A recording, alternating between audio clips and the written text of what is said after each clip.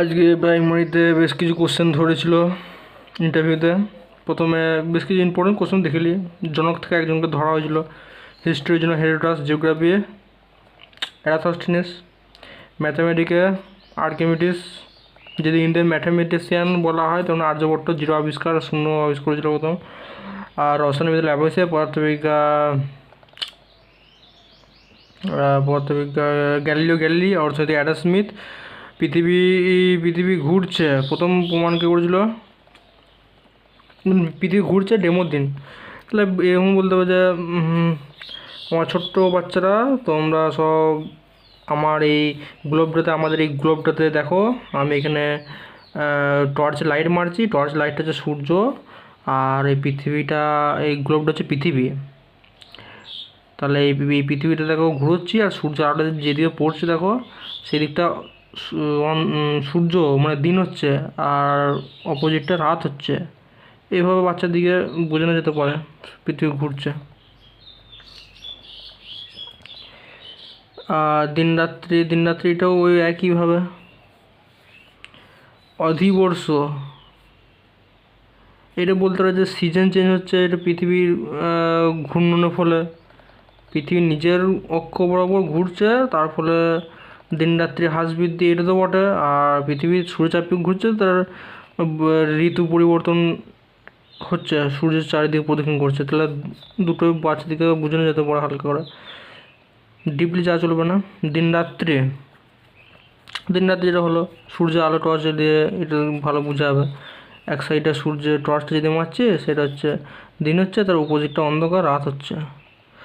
অধিবর্ষ lip ইয়ার দিয়ে 365 দিন, 5 ঘন্টা 48 মিনিট সামথিং না কত যেরকম ছিল। আর 365 দিন 5 ঘন্টা 48 মিনিট 46 সেকেন্ড ছিল। এই 5টাকে অ্যাপ্রক্সিমেট 6 কাছাকাছি নিয়ে গিয়ে 6 4 24, মানে 4 বছর যদি করি তাহলে 4 24 মানে একদিন 1 ঘন্টা, একদিন মানে 24 ঘন্টা, মানে একদিন এক্সট্রা হয়ে যাচ্ছে। তাহলে এটাই লিপ ইয়ার অধিবর্ষ বলা হচ্ছে। এভাবে বাচ্চাদের বোঝানো যেতে পারে। দুটি নিত্যবহা নদী হচ্ছে গঙ্গা, ব্রহ্মপুত্র, যেগুলো সারা বছর জল থাকে। সুন্দরবন হারিয়ে যাওয়া দুটি দ্বীপের নাম, এটা তোমরা সব কমেন্ট বক্সে জানাও। কিন্তু ক্যাটারপিলার স্টোরি এই বইটার লেখককে, আর এখানে লিখেছে দ্য ক্যাটারপিলার স্টোরি বইটির লেখক হচ্ছে এরিক কার্লি, ক্লাস 4-এতে আছে। আর ক্যাটারপিলার হচ্ছে মেটামরফোসিস, এটা হচ্ছে পদ্ধতিটা। প্রথমে এগ হবে, এগ থেকে লার্ভা, এটা ক্যাটারপিলার, তারপর পিউপা থেকে অ্যাডাল্ট থেকে আবার ডিম পারবে। আর জ্যামিতি শেখার দুটি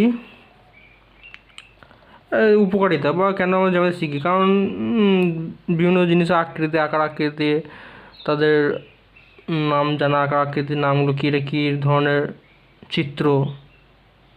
যেমন যে বরের টুপিটা একটা শঙ্কুর মতন চিত্র, বা ধানের যে মড়ায় পালই যে উপরে এটা হয়, এটা শঙ্কুর মতো চিহ্নিত।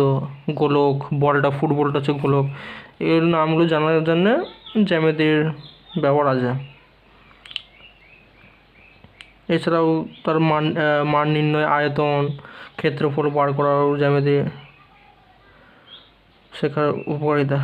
যৌগিক স্বরধ্বনি সুজার, যেগুলো হচ্ছে মৌলিকের সাহায্য হয় যে স্বরধ্বনি উচ্চারিত হয়, তাহলে স্বরবর্ণ, যৌগিক স্বরবর্ণ বলা হয়।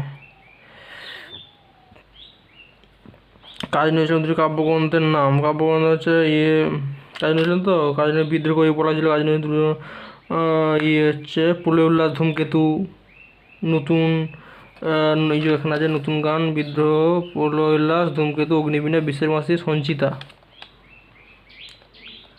জিআইএসের ফুল ফর্মটা দেখতে একটু কী আছে। প্রচ্ছদ অলঙ্করণ, মানে এই প্রত্যেকটা বিষয়ে প্রচ্ছদ অলঙ্করণ দেখতে হবে। প্রচ্ছদ অলঙ্করণ কে করছে, যেমন হচ্ছে ক্লাস 5-এ প্রচ্ছদ অলঙ্করণ সমীম সরকার, পাতাবাহার। আর হাট আর বাজারের মধ্যে পার্থক্য, হাট আর বাজারের মধ্যে পার্থক্য হচ্ছে, হাট হচ্ছে নির্দিষ্ট সপ্তাহে বসে, শুক্রবার, স্পেসিফিক শুক্রবার করে বসে। আর বাজার মানে ডেলি বাজার তো বসে, ডেলি একটা সব টাইমে বসে। আর হাট আছে নির্দিষ্ট একটা বারে হয়, সপ্তাহে দেখা যাবে 2 দিন 1 দিন করে বাড়বে। ঘনত্বের একক হচ্ছে কেজি মিটার পার কিউ, কেজিটা হচ্ছে SI, আর সিজি হচ্ছে গ্রাম পার সেন্টিমিটার কিউ, আর হচ্ছে আয়তন একক এটা ধরেছে সেন্টিমিটার কিউ, এসে হচ্ছে মিটার কিউ। সূর্যগ্রহণ কেন হয় এটা ভালো ব্যাখ্যা করতে ভাইগোরস্কি হচ্ছে ভাষা তত্ত্ব যেটা দিয়েছিল। উত্তরবঙ্গের দিগতম নদী 30 নাকি তোমরা কোন জানো? সিই ফুল ফর্ম আছে একটা, এটা ধরেছে।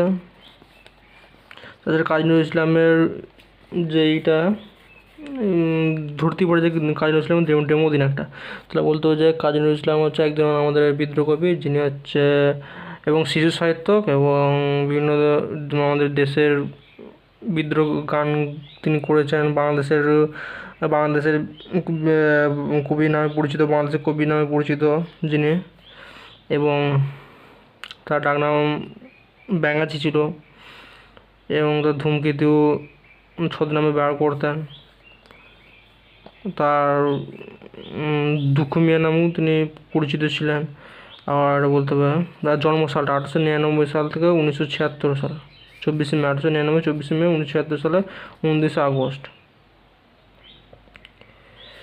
বাংলাদেশের তিনি জাতীয় কবি নামে পরিচিত। চুরুলিয়ার পশ্চিম বর্ধমানের জন্ম, চুরুলিয়া। তারপর ঢাকা বাংলাদেশের মৃত্যু।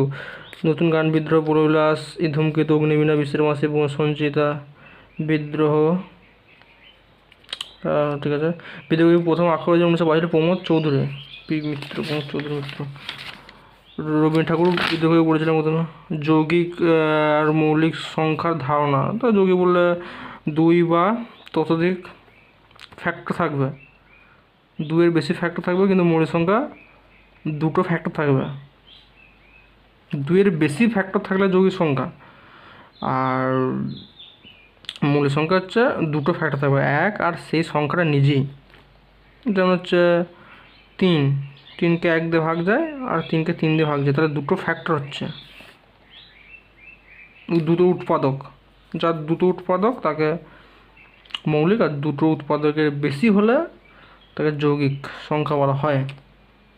বলতে হবে বাচ্চারা তোমরা সব দেখো তো আমার হাতে কটা লজেন্স আছে? 5টা লজেন্স আছে।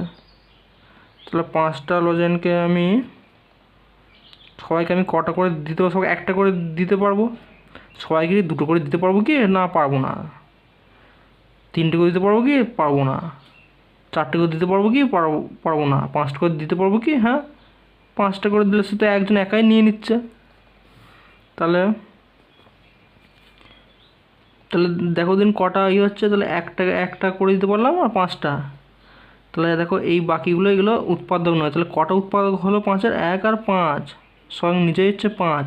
তাহলে যার 2টো উৎপাদক সেটা হচ্ছে মৌলিক সংখ্যা। ঠিক আছে, এইভাবে বাচ্চাদের বোঝানো হবে।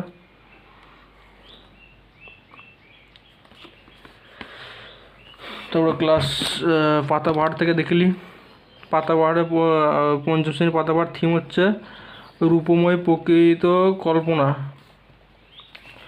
প্রচ্ছদ সমীর সরকার যেটা বললাম, গল্প ব্রহ্মসূত্রে যেটা যে সুনীল বসু যিনি হচ্ছে পাহাড়িয়া পাখি নামে পরিচিত, বিহারি গিরিডিতে জন্মগ্রহণ ছিল।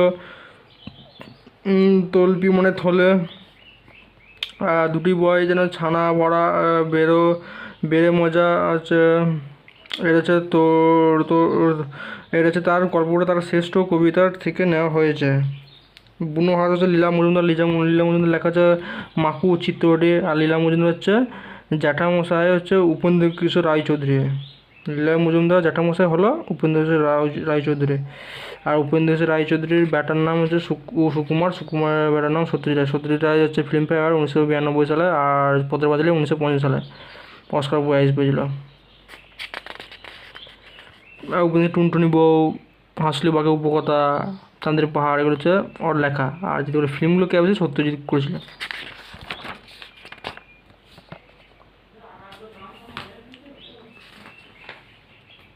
এরপরে আদর্শ ছেলে ক্লাস 4-তে আছে, যেটা হচ্ছে গিয়েছিল কুসুম কুমারী দাস। আদর্শ ছিল কুসুম কুমারী দাস। ঠিক আছে। তাহলে প্রথমে ছটা ভালো বুঝে দেবে। ওরা প্রথম বই ধরে দিচ্ছে, বলছে আদর্শ ছেলে ছটি পড়ান। তাহলে এইভাবে বলতে হবে, আমাদের দেশে হবে সেই ছেলে কবে কোথায় না বড় হয়ে কাজে বড় হবে। আচ্ছা, কাজ করলেই হবে কি শুধু? কাজ করলে হবে না, আমাদের পড়াশোনা ভালো করতে হবে, পড়াশোনা ভালো করে দেশের নাম উজ্জ্বল করতে হবে। ঠিক আছে? তাহলে আমাদের দেশে হবে সেই ছেলে কবে কোথায় না বড় হয়ে কাজে বড় হবে। শুধু কথাই বললে হবে না, ভালো করে আমাদের কাজ করতে হবে, দায়িত্ব পালন আমাদের কর্তব্য যেটা পালন করতেই হবে, দেশের সুনাগরিক হতে হবে। তাহলে কবি এইভাবে আখ্যা দিয়েছেন, মুখে হাসি বুকে বল তেজে ভরা মন, মানুষ হইতে হবে এই তার পণ। ছাগলের ছেলে ছাগল, বিড়ালের ছেলে বিড়াল, কিন্তু মানুষ ছেলে মানুষ কখনই হবে যখন তার মুখে হাসি, যতই কষ্ট হোক মুখে হাসি থাকতে হবে, তেজে ভরা মন। আর এইটাই কবি বলতে যে এটাই মানে মানুষের মতো মানুষ হতে হবে, এই তার পণ। মানে পণ মানে একটা প্রথা, ওই প্রথাটা যে প্রথা ছিল যেটা হচ্ছে যখন বিবাহ বন্ধন হতো তখন একটা নির্দিষ্ট থাকতো যে এই জিনিসটা, এই একটা অ্যামাউন্ট টাকাটা এটা দিতে হবে। এই পণ প্রথাটাকে এখন বর্তমানে বিলুপ্ত করা হয়েছে। যেমন হচ্ছে বাল্য বিবাহ প্রথা, সেরকম একটা পণ প্রথাও ছিল বিবাহ বন্ধনে। এই পণ প্রথাটাকে এখানে বলা মানে ওইরকম টাইপই বলা হয়েছে যে হ্যাঁ এই পণ প্রথার মতন এইটাকেও মানুষকে ভেঙে ফেলতে হবে।